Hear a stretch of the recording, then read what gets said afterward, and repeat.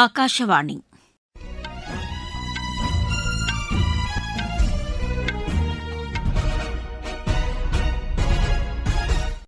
செய்திகள் வாசிப்பவர் சித்ரா பாலசுப்ரமணியன். தலைப்புச் செய்திகள்.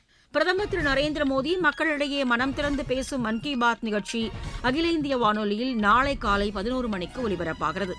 பருத்திக்கான இறக்குமதி வரியை அடுத்த 5 மாதங்களுக்கு மத்திய அரசு ரத்து செய்துள்ளது. கர்நாடக முதலமைச்சராக திரு டி.கே. சிவக்குமார் வரும் 3ஆம் தேதி பதவியேற்க உள்ளார். தென்மேற்கு பருவமழை கேரளம் மற்றும் தமிழகத்தில் வரும் 4 நாட்களில் தொடங்க வாய்ப்புள்ளதாக இந்திய வானிலை ஆய்வு மையம் தெரிவித்துள்ளது. பிரிஸ்டலில் நடைபெற்று வரும் இந்தியாவுக்கு எதிரான 2வது மகளிர் டுவெண்டி கிரிக்கெட் போட்டியில் இங்கிலாந்து முதலில் பேட் செய்கிறது. இனி விரிவான செய்திகள். பிரதமர் திரு நரேந்திர மோடி மக்களிடையே மனம் திறந்து பேசும் மன் கி பாத் நிகழ்ச்சி அகில இந்திய வானொலியில் நாளை காலை 11 மணிக்கு ஒலிபரப்பாகிறது. நாட்டில் உள்ள அனைத்து வானொலி நிலையங்களும் இதனை அஞ்சல் செய்யும். பிரதமரின் உரை முடிந்தவுடன் அதன் தமிழாக்கத்தை சென்னை அகில இந்திய வானொலி ஒலிபரப்புகிறது.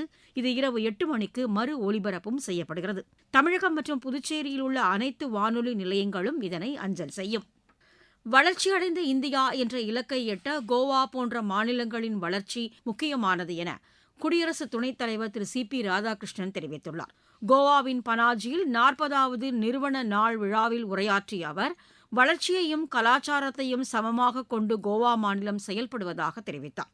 சிறந்த சுற்றுலா தளமாக விளங்கும் கோவா மாநிலம் கலாச்சார பாரம்பரியத்திலும் சமூக நல்லிணக்கத்திலும் இலக்கியத்திலும் சிறப்பாக விளங்குவதாகவும் அவர் குறிப்பிட்டார். கல்வி, சுகாதாரம், டிஜிட்டல் நிர்வாகம் உள்ளிட்டவைகளின் கட்டமைப்புகளை மேம்படுத்தியதற்கு முதலமைச்சர் டாக்டர் பிரமோத் சாவந்தை அவர் பாராட்டினார். இந்நிகழ்ச்சியில் தீன் தயாள் சுகாதார திட்டத்தை திரு சி.பி. ராதாகிருஷ்ணன் தொடங்கி வைத்தார். பருத்திக்கான இறக்குமதி வரியை அடுத்த 5 மாதங்களுக்கு மத்திய அரசு ரத்து செய்துள்ளது.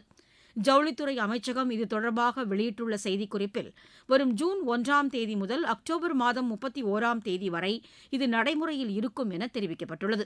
ஜவுளித்துறைக்கு தேவையான பருத்தி குறைந்த விலையில் தடையின்றி கிடைக்க ஏதுவாக இந்த நடவடிக்கை எடுக்கப்பட்டுள்ளது.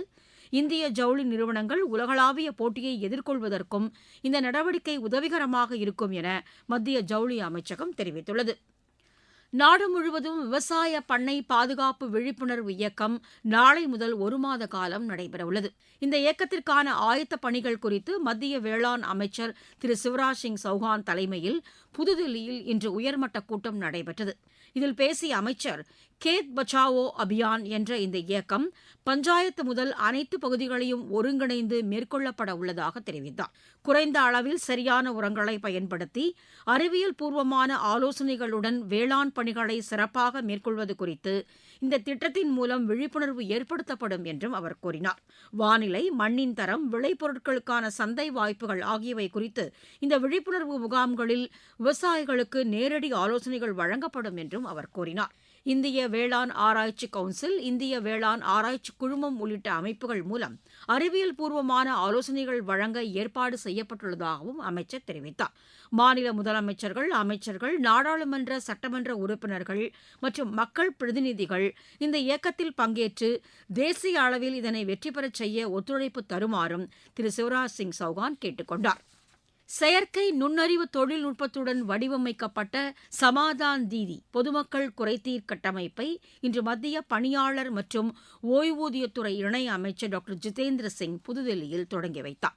இந்நிகழ்ச்சியில் பேசிய அவர், பொதுமக்கள் குறைகளை தங்கள் குரலிலேயே பதிவு செய்து விரைந்து நிவாரணம் பெறுவதற்கு இந்த கட்டமைப்பு உதவிடும் என கூறினார். 22 இந்திய மொழிகளில் குறைகளை தெரிவித்து விரைந்து தகவல் பெறுவதற்கும் வசதி செய்யப்பட்டுள்ளதாகவும் டாக்டர் ஜிதேந்திர சிங் குறிப்பிட்டார். நாட்டில் அரசியல் சாசனம் மற்றும் சட்ட நெறிமுறைகளுக்கு உட்பட்டு தேர்தல்கள் நடத்தப்படுவதாக தலைமை தேர்தல் ஆணையர் திரு ஞானேஷ்குமார் தெரிவித்துள்ளார். புதுதில்லியில் தேசிய மாநாட்டில் இன்று உரையாற்றிய அவர், தேர்தல் ஆணையத்தின் வெளிப்படையான சட்டங்களுக்கு உட்பட்டு தேர்தல்களை நேர்மையாக நடத்துவதாக கூறினார். மக்களவைத் தேர்தலின் போது 1,80,00,000 பேர் தேர்தல் பணியில் ஈடுபட்டதாகவும் திரு ஞானேஷ்குமார் தெரிவித்தார். தேர்தலை நேர்மையாக நடத்துவதற்கான நெறிமுறைகள் குறித்து இந்த மாநாட்டில் விரிவாக விவாதிக்கப்பட்டது. நீங்கள் கேட்டுக்கொண்டிருப்பது ஆகாஷவாணியின் செய்தி அறிக்கை. ஊரக வளர்ச்சிக்கான புதிய அத்தியாயம். வளர்ச்சியடைந்த இந்தியாவிற்கான ஊரக வேலைவாய்ப்பு உறுதி மற்றும் வாழ்வாதார சட்டம் ஜூலை மாதம் 1ஆம் தேதி முதல் செயல்பாட்டுக்கு வருகிறது. இந்த சட்டம் வருடத்திற்கு 125 நாட்கள் வேலையை உறுதி செய்கிறது. இதில் வாரந்தோறும் ஊதியம் வழங்கப்படுவது கட்டாயமாக்கப்பட்டுள்ளது. பணி முடிந்த 15 நாட்களுக்குள் ஊதியம் வழங்குவதை உறுதி செய்வதற்கான அம்சங்களும் இதில் இடம்பெற்றுள்ளன. ஊதியம் காலதாமதமாக வழங்கப்பட்டால் அதற்கான இழப்பீட்டுத் தொகைக்கும் இதில் வகை செய்யப்பட்டுள்ளது. வளர்ச்சியடைந்த இந்தியாவிற்கான பயணத்தில் மோடி அரசு தொடரும் சீர்திருத்த நடவடிக்கைகள்.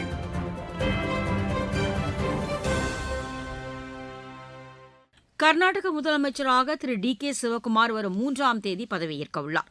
பெங்களூருவில் இன்று நடைபெற்ற காங்கிரஸ் சட்டமன்ற உறுப்பினர்கள் கூட்டத்தில் கட்சியின் சட்டமன்ற கட்சித் தலைவராக அவர் ஒருமனதாக தேர்ந்தெடுக்கப்பட்டார். பின்னர் ஆளுநர் திரு தாவர்சந்த் கெலாட்டை சந்தித்து தாம் தேர்ந்தெடுக்கப்பட்டதற்கான கடிதத்தை வழங்கி ஆட்சி அமைக்க அழைப்பு விடுக்குமாறும் கேட்டுக் கொண்டார். மத்திய பணியாளர் தேர்வாணையம் நடத்திய குடிமைப்பணி தேர்வு முடிவுகள் குறித்து தவறான விளம்பரம் வெளியிட்ட தனியார் பயிற்சி மையம் மீது 7 லட்சம் ரூபாய் அபராதம் விதிக்கப்பட்டுள்ளதாக மத்திய நுகர்வோர் விவகாரத்துறை அமைச்சர் திரு பிரகலாத் ஜோஷி தெரிவித்துள்ளார். இது தொடர்பாக சமூக வலைதளத்தில் அவர் வெளியிட்டுள்ள பதிவில் 2023ஆம் ஆண்டு வெளியான தேர்வு முடிவுகள் தொடர்பான விளம்பரத்திற்காக இந்த நடவடிக்கை மேற்கொள்ளப்பட்டதாக கூறியுள்ளார். பயிற்சி மையங்கள் வெளிப்படைத்தன்மையாகவும் பொறுப்புடனும் நேர்மையாகவும் செயல்படுவதை உறுதிப்படுத்த இத்தகைய நடவடிக்கைகள் மேற்கொள்ளப்பட்டு வருவதாகவும் அவர் தெரிவித்துள்ளார். மத்திய நுகர்வோர் பாதுகாப்பு ஆணையம் பல்வேறு பயிற்சி மையங்களுக்கு 1,46 லட்சம் ரூபாய் மதிப்பிலான அபராதம் தொடர்பாக நோட்டீஸ் அனுப்பியுள்ளதாக அவர் கூறியிருக்கிறார். மாணவர்களின் நலனை பாதுகாக்க நுகர்வோர் பாதுகாப்பு ஆணையம் தொடர்ந்து நடவடிக்கைகளை மேற்கொண்டு வருவதாக திரு பிரகலாத் ஜோஷி தெரிவித்துள்ளார். கேரளத்தின் பல்வேறு இடங்களில் மத்திய வருவாய் புலனாய்வுத்துறை நடத்திய சோதனையில் 24 கிலோ போதைப் பொருட்கள் பறிமுதல் செய்யப்பட்டுள்ளன. இது தொடர்பாக மத்திய நிதியமைச்சகம் வெளியிட்டுள்ள அறிக்கையில் திருவனந்தபுரம், கொச்சி, மலப்புரம் உள்ளிட்ட நகரங்களில் இந்த சோதனை நடைபெற்றதாக தெரிவிக்கப்பட்டுள்ளது. 5 பேர் கைது செய்யப்பட்டுள்ளதாகவும் அந்த அறிக்கையில் கூறப்பட்டுள்ளது. ஈரானுடன் போர் நிறுத்த ஒப்பந்தம் மேற்கொள்வது குறித்து அமெரிக்க அதிபர் திரு டொனால்டு ட்ரம்ப் வெள்ளை மாளிகையில் ஆலோசனை நடத்தினார். இக்கூட்டத்திற்கு பின் செய்தியாளர்களிடம் பேசிய திரு ட்ரம்ப், ஹோர்முஸ் நீரிணையை ஈரான் திறந்துவிட்ட பின்புதான் அந்நாட்டுடன் சண்டை நிறுத்தம் குறித்து ஒப்பந்தம் நிறைவு பெறும் என குறிப்பிட்டார். அணு ஆயுதத்தை அந்நாடு முற்றிலுமாக கைவிட வேண்டும் என்றும் அங்குள்ள யுரேனியத்தை முற்றிலுமாக அகற்றுவதற்கு அமெரிக்காவை அனுமதிக்க வேண்டும் என்றும் கூறினார். இருப்பினும் ஈரான் அணுசக்தியை ஆக்கப்பூர்வமாக பயன்படுத்திக் கொள்வதில் எவ்வித தடையும் இல்லை என்றும் திரு டொனால்டு ட்ரம்ப் கூறினார். மியான்மர் அதிபர் யூ மிங் ஆங் 5 நாள் பயணமாக புதுதில்லி வந்துள்ளார். வெளியுறவுத்துறை இணையமைச்சர் திரு கீர்த்திவர்தன் சிங் விமான நிலையத்தில் அவரை வரவேற்றார். இன்று காலை பீகார் மாநிலம் கயாவில் உள்ள மகாபோதி கோவிலில் அவர் வழிபட்டார். மியான்மர் அதிபர் நாளை மறுநாள் பிரதமர் திரு நரேந்திர மோடியை சந்தித்து பேசவுள்ளார். தென்மேற்கு பருவமழை கேரளம் மற்றும் தமிழகத்தில் வரும் 4 நாட்களில் தொடங்க வாய்ப்புள்ளதாக இந்திய வானிலை ஆய்வு மையம் தெரிவித்துள்ளது. அரபிக்கடல் மற்றும் வங்காள விரிகுடா பகுதியிலும் லட்சத்தீவுகள் மற்றும் கன்னியாகுமரி பகுதியிலும் பருவமழை நெருங்கி வருவதாகவும் தெரிவிக்கப்பட்டுள்ளது. கேரளத்தில் 8 மாவட்டங்களில் கனமழைக்கான எச்சரிக்கை விடுக்கப்பட்டுள்ளது.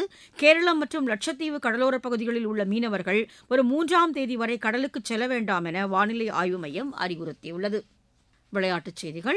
இந்தியா, இங்கிலாந்து அணிகளுக்கு இடையேயான 2வது மகளிர் டுவெண்டி கிரிக்கெட் போட்டி பிரிஸ்டலில் தற்போது நடைபெற்று வருகிறது. டாஸ் வென்று முதலில் பேட் செய்து வரும் இங்கிலாந்து சற்று முன்வரை 4.2 ஓவரில் 1 விக்கெட் இழப்பிற்கு 21 ரன் எடுத்துள்ளது. 3 போட்டிகள் கொண்ட இத்தொடரில் இந்தியா 1-0 என்ற ஆட்டக்கணக்கில் முன்னிலை வகிக்கிறது. சிங்கப்பூர் ஓபன் பேட்மிண்டன் போட்டியில் இந்தியாவின் சாத்விக் சாய்ராஜ், ஷிராக் ஷெட்டி இணை இறுதி ஆட்டத்திற்கு முன்னேறியுள்ளது. ஆடவர் இரட்டையர் பிரிவு அரையிறுதி ஆட்டத்தில் இந்த இணை 21-19, 21-18 என்ற செட் கணக்கில் தென்கொரியாவின் வாங் ஹோ கிம், ஸ்வாங் ஜே சியோ இணையை வென்றது. மீண்டும் தலைப்புச் செய்திகள். பிரதமர் திரு நரேந்திர மோடி மக்களிடையே மனம் திறந்து பேசும் மன் கி பாத் நிகழ்ச்சி அகில இந்திய வானொலியில் நாளை காலை 11 மணிக்கு ஒலிபரப்பாகிறது. பருத்திக்கான இறக்குமதி வரியை அடுத்த 5 மாதங்களுக்கு மத்திய அரசு ரத்து செய்துள்ளது. கர்நாடக முதலமைச்சராக திரு டி.கே. சிவக்குமார் வரும் 3ஆம் தேதி பதவியேற்க உள்ளார். தென்மேற்கு பருவமழை கேரளம் மற்றும் தமிழகத்தில் வரும் 4 நாட்களில் தொடங்க வாய்ப்புள்ளதாக இந்திய வானிலை ஆய்வு மையம் தெரிவித்துள்ளது. பிரிஸ்டலில் நடைபெற்று வரும் இந்தியாவுக்கு எதிரான 2வது மகளிர் டுவெண்டி கிரிக்கெட் போட்டியில் இங்கிலாந்து முதலில் பேட் செய்கிறது. செய்தி அறிக்கை நிறைவு பெற்றது.